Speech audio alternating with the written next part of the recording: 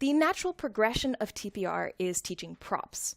So just the same as when you're acting things out with charades, teaching props involves acting things out, but using a helpful physical object to indicate better what you mean. We only have 2 required props here, and that is, number 1, a teacher name card. So it doesn't have to be very difficult or hard to make. I have mine, which is Marta Teacher, or you can say Teacher Marta, anything you want, as long as you use it at the beginning of your introductions with a new student so that they know who you are. And then the second one is an A4 whiteboard. So this is just anything that you can use to draw on while you are having class with the student. So you can write down words, anything that you've been learning, and then you can use it as a guide to what's been going on in your class and bring it up often, either as a recurring whiteboard or a reward whiteboard, or simply as a whiteboard that you use when you've run out of space on your classroom materials and you've already used the whiteboard going on there. It's just a bit of extra space, and it creates a more sense of interactivity, as well as breaking that fourth wall a little bit more. We do have recommended props because props are fantastic, and we highly recommend you use them to create an engaging classroom.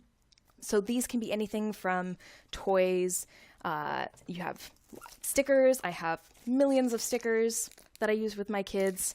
Flashcards, very helpful. Can be everyday items to help you better explain things, like tape is a hard one to explain, string, scissors are just good for creating a little bit of extra level of activity.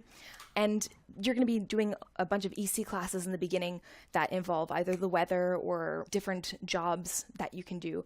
And these lessons are very easy to find household items to beef up your lesson a bit.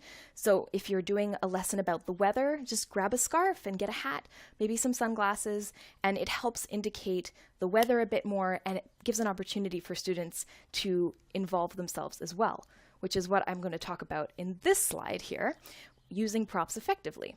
So I'll come back to that in a second, but first I just want to say that when you're choosing your teacher toolbox, or your teacher arsenal, as I like to refer to it, you want to choose things that are good for consistent use and reuse. So that just means you don't want to have to come up with a new set of props every single lesson, because that's exhausting. So see if you can notice patterns of things that come up more often than others. So things like mobile phone or camera come up really often. Things like cat or dog. So having pictures or flashcards like that is really useful.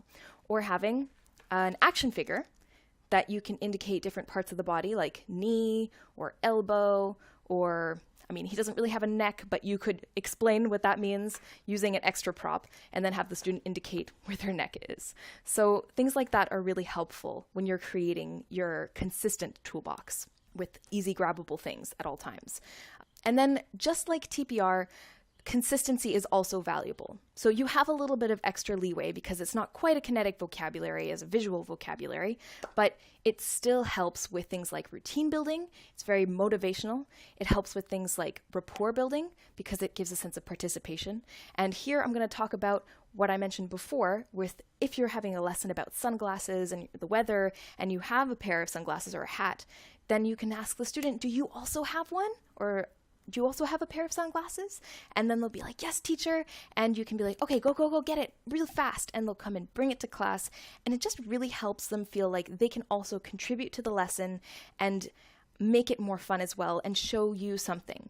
Having consistency is, of course, really good for memory reinforcement. It doesn't matter if it's TPR or props or just looking at your lessons.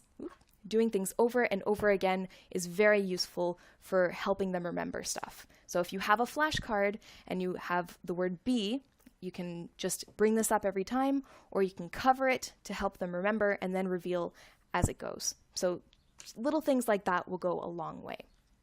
You can also create semester-long reward systems using props, which is really great for creating motivation for your students. So we're going to talk about rewards next. So let's move on to the next section.